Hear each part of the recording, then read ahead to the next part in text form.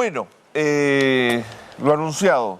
Quiero agradecerle, por supuesto, a Augusto Álvarez Rodríguez que se haya tomado unos minutos para estar con nosotros, para hablar de coyuntura política. Ustedes saben que Augusto es presidente del Instituto de Prensa y Sociedad. Y claro, es una voz y es una mirada siempre interesante para hablar de los temas de coyuntura. Augusto, ¿cómo te va? Siempre es un gusto conversar contigo. De alguna manera, Carlos. Mira, te traigo dos periódicos más que te faltaban. A ver, muéstrame. La Razón y Diario 1. ¿Qué dicen? Diario 1 dice, Premier San Valentín se enrosca en el cargo. Y Diario 1 ¿Y La dice, Razón? Bomba lo sepulta. Ahí está. Esos son los que me llegan así, porque los otros los leo en digital. Bueno, comencemos por lo último y nos metemos de lleno luego a ver los temas de prensa. ¿Cómo evalúas los cambios en el gabinete? ¿Te gustan, no te gustan? ¿Qué sensación te dejan? Bueno, son cambios para durar más. Yo siento que Otárola es una pieza fundamental en el gobierno. Ayer, por ejemplo, hay una conferencia de prensa de la presidenta y el premier, y estaban los dos y parecían casi Batman y Robin, o sea, era el dúo dinámico, ¿no? Y te das cuenta que si le hacen una pregunta a la presidenta, mira, y no es como sí. Hay una relación ahí muy cercana, entonces siento que va a ser muy difícil que lo vayan a cambiar, y entonces me parece que es lo que iba a ocurrir. Pero habían tres carteras donde siento que había que hacer cambios y solo hubo en dos. En el Ministerio de Economía me parece bien que se haga este cambio. A mí me parece. Pero no porque sienta que Arista va a mejorar notablemente lo de... Así es. Porque economía es un sector que lo que requiere es que se mueva la inversión privada. Sí, y eso no depende solamente del MEF, depende de los sectores productivos. Buen punto. Y ahí no hay mucho cambio.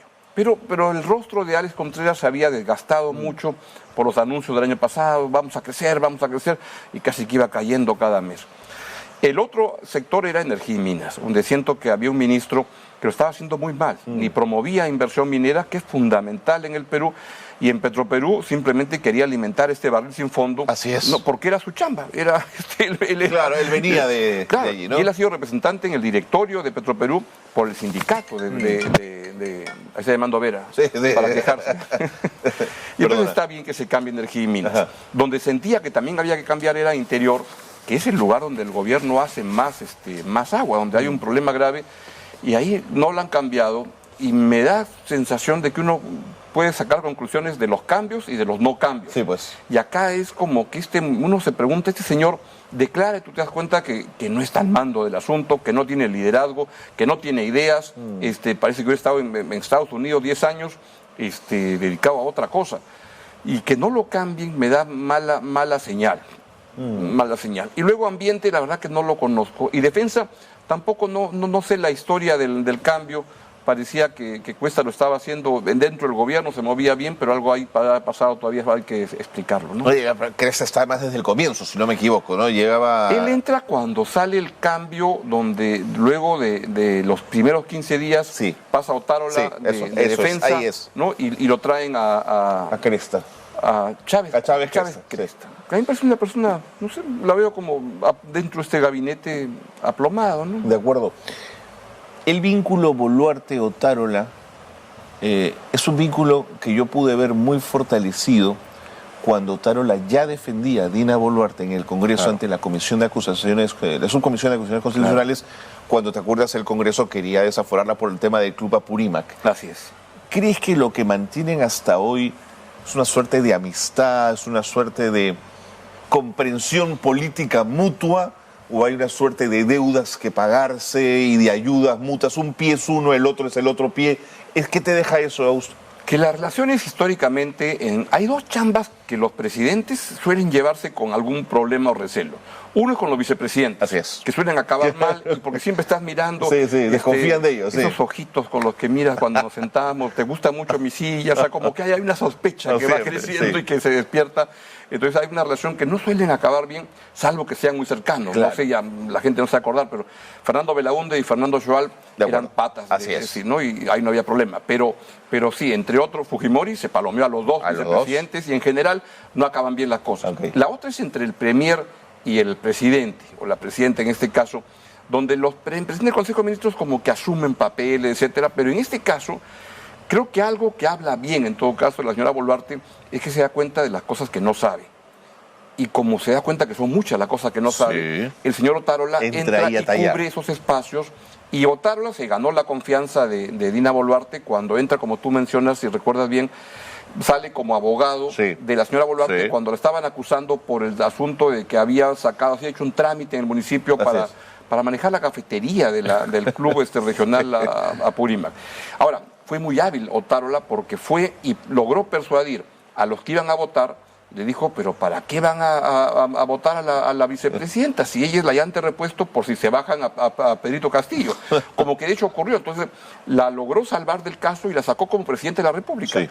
Y me da la impresión que, porque el voto en el Congreso se da 6, 7 días antes del intento de golpe, entonces ahí es cuando Pedro Castillo dijo, ya la salvaron a Dina, esto viene mal. No, esto viene, ya me están, se sienten pasos. Y entonces hay gran confianza y desde entonces Otárola es un premier, parece leal con respecto a Dina Boluarte, habla bien y cubre esos espacios, pero también es muy celoso de esos espacios. Y claro, tiene el problema de que tiene al lado al señor Nicanor Boluarte, que es un problema, ¿no? Carlos, ¿puedo decirle a una persona que saque a mi perro Sí, a sí, pasear? sí, Si no? puede. David, estoy en una entrevista en Nativa, pero saca a Catalina, por favor. Gracias. Si no, no la va a sacar a No pasear. te preocupes. Augusto, vamos con el tema Villanueva, que es el tema también de la semana. Oye, y me pareció gracioso o interesante este titular que salía en el Comercio ahora de que van a acabar el aeropuerto Jorge Chávez. Pero bien tu comentario ¿No te del avance parece? de obras, porque el aeropuerto va a estar y va a quedar seguramente lindo. El problema es que llegar al aeropuerto va a ser imposible. Imposible, Entonces, claro, vamos imposible. al aeropuerto y va a haber que llegar como en paracaídas, en Imposible. helicóptero, porque no hay cómo. Y las obras para llegar al aeropuerto no van a estar listas para noviembre, octubre, cuando se planea que va a estar el aeropuerto. La verdad que es de Pero escándalo. Augusto, ¿no te parece una vergüenza 12 Somos- años para una línea de metro? Totalmente, totalmente. Es una cosa de locos. Ahora, puedo entender que hay pasos, temas de servidumbres, temas de sedapal, lo puedo Pero entender. se resuelven, pues. Pero se resuelven, Claro, pues, ¿no es cierto? Claro, nadie ha dicho que esas cosas son De sencillas. acuerdo. Vamos con Jaime Villanueva. Primer asunto, ¿creerle o no creerle? Esa es la cuestión. Bueno, siento que los colaboradores especiales y eficaces tienen ya una trayectoria en el Perú, desde Matilde Pinchi Pinchi hasta Jaime Villanueva. Hay muchos. Lo que hay es unos fiscales que tienen que ser capaces de las versiones que le da, cómo las compruebas, cómo las ratificas, y ahí está el arte. Entonces, ¿cómo creerle al señor Villanueva? No sé, ha salido recién el testimonio 2, ¿no? Y son 5, dicen. Sí. Entonces, esto es la enciclopedia británica Totalmente. del tirar caca con ventilador. Por el cargo que él ha ocupado, claro. tiene una información valiosísima, Así ¿no? es. Y se ve que es alguien que quiere demostrar, uno, que quiere salvarse y que ha estado en el meollo del asunto, lo cual ya habla mal del asunto porque cuando el eje del poder está en el sistema judicial, el Ministerio Público o el Poder Judicial, te das cuenta que es un país que se ha dedicado en el manejo del poder a ver cómo controlar Así el es. Poder Judicial. Así es. Y de esto lo inventaron los apristas, de hace muchísimos años, ¿no? Que tenían sus jueces y todo. A mí una vez que tuve un caso contra una política aprista, Estaba perdido. y ya llegamos a la Corte Suprema, y era un aprista, muy buena gente, me dijo, no, me dijo, hijito, fue como hace como 30 años, en la Suprema no le ganas al APRA. Entonces, claro, hablaron con esta persona y Entiendo. retiraron el caso. Pero luego ha sido manejado por el fujimorismo y por muchos Sin duda. partidos que se han dedicado a capturar el Poder Judicial y el Ministerio Público. Y entonces eso es lo que me da cuenta de lo que está pasando. ¿Cómo creerle? No lo sé. Allá hay muchas versiones de especulación 1. El señor Villanueva dice toda la verdad. 2, el señor Villanueva miente. 3, miente en algo, dice la verdad en otra cosa. 4, lo que no hay que descartar es que en algunos casos los fiscales presionan y hasta extorsionan a las personas para que digan lo que ellos quieren que digan a cambio de darles muy buen trato. Y eso lo he visto con gente que me ha contado, a mí me presionaron y me querían obligar a que delate a tal, que diga hunda tal cosa. Así es. Entonces son fiscales que quieren, que actúan mal. No sé, dice tantas cosas que habría que los fiscales tienen que chambear y creerle en cada caso. Pero eso te pone en situaciones complicadas porque le creo al fiscal cuando habla mal Claro. de Patricia Benavides. Así es. No le creo cuando habla mal de Gorriti. Pero eso es lo de un lado. Los fujimoristas quieren pensar al revés. Y entonces lo que creo que, ¿sabes qué es lo que me molesta mucho de estos días? Es que cada quien quiere interpretar las cosas como quiere entenderlas. Y jala la lectura de lo que dice el señor Villanueva de acuerdo a lo que le conviene políticamente, que es un problema general. Mira, yo escribo una columna y entonces la gente la lee de maneras tan diferentes. Sí. Los fujimoristas dicen que los otros caviares de otra manera. Y yo ya, no sé, yo trabajaba en Radio Capital hace años y era de conversación con la gente. Y la gente llamaba, entonces se me ocurrió decir una cosa: mire, señora, yo soy responsable de lo que digo, no de lo que usted quiere entender. Claro, de acuerdo. Ahora, sobre eso te quería preguntar, te me has adelantado un poquito, pero vale la pena. Cuando el fujimorismo quiere usar lo dicho por Villanueva para que el caso gravísimo de los cócteles sea anulado, claro, y salga la planadora fujimorista a decir anulación, me parece peligroso, Augusto. Obviamente, porque cada quien ha dicho en este río revuelto ganancia de pescadores, y vamos a ganar para anular el caso. Con el tema García. Totalmente. Y en ese caso, mira, no sé, pero el caso es una muerte lamentable, un suicidio, pero cada quien toma sus decisiones. Y García era una mente prodigiosa, con una fortaleza política. Yo no creo que porque los fiscales hacían esto y eso vaya a tomar la decisión tan radical de suicidarse.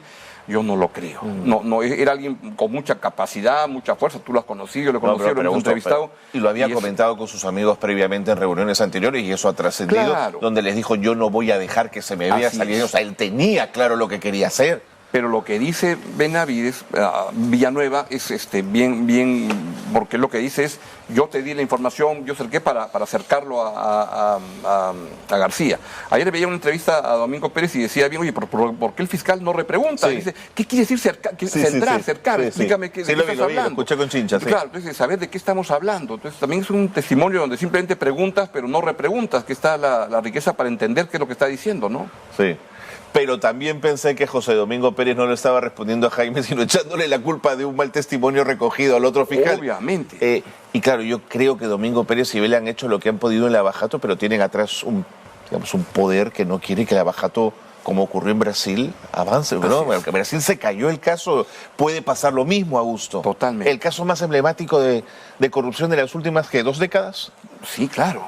Y el caso se ha caído casi, ¿no? Yo leí un artículo de César Azabache en estos días en La República que decía: el caso Odebrecht se cayó porque no se manejó bien. Y yo sí estoy muy crítico, no de ahora, de hace ya unos 3 años, hasta el 2000, cuando en el gobierno de Vizcarra, Chávarri los vota en Año Nuevo, sentí que eran superhéroes que había que defender y había sostener. Sí, señor.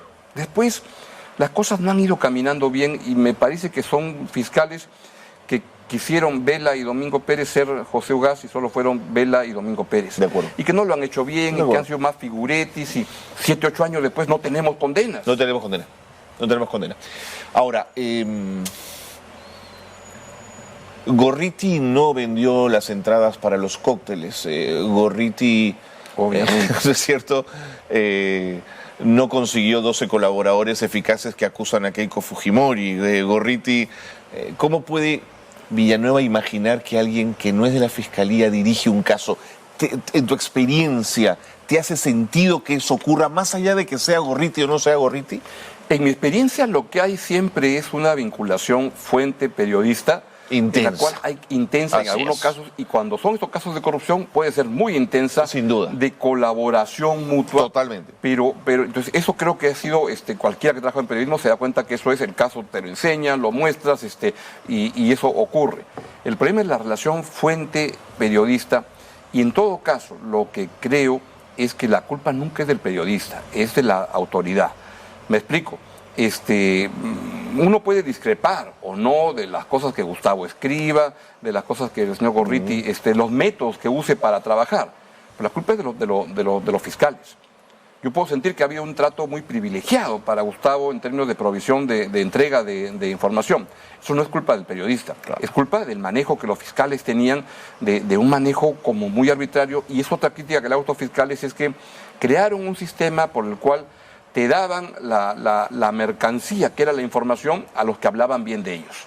Y a los medios que los criticaban, cortaban. Y entonces siento que ahí no han contribuido mucho a crear un periodismo. Y el periodismo, claro, tiene y tú pones el acento en la autoridad. Es esta la que debe cortar ese tráfico de información. El fiscal, no el periodista, que aprovecha los espacios para sacar esta información. Entonces, en el caso de las menciones que Villanueva hace del periodista Gustavo Gorriti, siento, y lo hemos discutido en IPIS, que no hay elementos para decir que el señor Gustavo Gorriti sea jefe de una organización criminal. Yo pienso no lo es mismo, así. pero... No hay ningún elemento. Pero la pestilencia está en la puerta del IDL todos los días. Desde hace 2 años, 3 años. Es decir, que hay un embate fuerte y que sienten que este es el gran caso para poder desmontar el trabajo que Gustavo ha hecho y todo. Pero que no es un caso en el cual uno pueda decir, y además es un caso que es bien importante discutirlo para el caso de Gustavo, Sin duda. pero para todos los periodistas, porque en el futuro, por ese tipo de publicaciones, etcétera, pueden meter a cualquiera diciendo, no, eso es parte de la organización criminal Totalmente. nativa que quiere hacer tal cosa. Entonces hay que defenderlo eso. Sin perjuicio que te puede parecer, y eso no es un aval a la forma de trabajar de Gorriti, es simplemente decir, no nos parece que se deba procesar a una persona como lo quieren hacer por organización criminal, porque no es correcto, es absurdo pensar eso. Ahora, más allá del caso, sí creo que tenemos que discutir la facilidad con que los testimonios de los colaboradores eficaces llegan a los medios. Obviamente. Augusto. Pero es que son investigaciones reservadas, pero así se distribuyen cual cartas. Y ahí el mérito periodístico es poder encontrar Sin un duda. documento No, al que eso te está metes. fuera de discusión. Pero en este Así caso es. ha habido escándalos, como por ejemplo cuando estaba Barata declarando en Brasil, online salía todo. Así Era ridículo. Y salía en algunos medios. Así es. Salía en IDL. Pero hace bien enseñarlo, no es responsabilidad del periodista, es de quien entrega El la periodista información. va a estar atento a poder obtener la primicia que quiera. Lógico. Y lo otro importante es que tú puedes conversar con un ministro, puedes conversar con un fiscal, y tu opinión puede ser tan importante que le marque a ese fiscal o a esa autoridad la manera de cómo debe hacerlo. No es culpa tuya. El tener influencia no es culpa tuya. La responsabilidad es del que toma la decisión, el fiscal, el ministro, etcétera. Entonces, esto que le quieren decir que Gustavo Gorriti manejaba la fiscalía, mira, él podía dar opiniones, etcétera, pero son los fiscales los que toman la decisión. E insisto, creo que estos fiscales no han estado a la altura de la enorme expectativa que había en el Perú por la lucha anticorrupción, que es un tema bien de fondo. Hoy en día la gente no cree que se vaya a hacer justicia en el Perú, no quiere salir a protestar. Esta encuesta del IEP que salió hace un par de días, 77% está a favor de las protestas y las marchas, pero no marcha. Sí. La gente ha perdido la esperanza que se pueda hacer justicia, la esperanza que la protesta pueda funcionar. Estamos perdiendo la esperanza de que algo puede cambiar en el país. De acuerdo. Es que desde mi sensación y tomando lo que planteas, es que ni siquiera Nélida Colán negoció, como ha negociado Benavides con el Congreso de la República, archivamiento de causas, Augusto. Claro. O sea, lo grave de la Fiscalía es que está de cabeza y es clave en la lucha contra la corrupción. Así es. Y eso es fundamental entenderlo, que lo que ha habido es que el Poder Judicial, entendido como Fiscalía, jueces, etcétera, se han vuelto protagonistas. No solo hacen justicia de acuerdo a su conveniencia política. Y cuando se habla que la judicialización de la política, es que esto ha llegado a un extremo exacerbado, donde la señora Benavides mandaba, me equivoco, Benavides mandaba a Villanueva para arreglar cuchipanda y media. Así es. La hipótesis que mandaba para comprar votos en el Congreso a cambio de que se bajen a Zoraida Ábalos, a cambio de Por favor, ¿no? que la Junta Nacional de Justicia se la bajen, etcétera. Eso es inaudito. Entonces, cuando aparecen estos organigramas, que también los fiscales te mandan organigramas de cualquier... la organización criminal. Además, en el Perú hay una obsesión tonta de creer, ¿qué tal estuvo la conferencia de este? Sí. Llevó su PPT. Sí, un pero ya PPTismo. señal de tu PPT te avala cualquier tontería. De acuerdo. Pero te pone, pero el decir que la fiscal de la Nación era cabecilla de una organización criminal es algo grande. Pero en su caso parecía. Ahora, creo que hay que ser equitativos. Si le creemos y se bajaron a Benavides en 5 días por los dichos de Villanueva, creo que entonces por los dichos de Villanueva habría que bajarse a medio Perú. Bueno, pues ahora, la Junta ha abierto también investigación, entonces, no quedaba y me otra, pregunto, ¿no? ¿qué van a hacer? ¿Van a dar marcha atrás y responder a Benavides? Eso.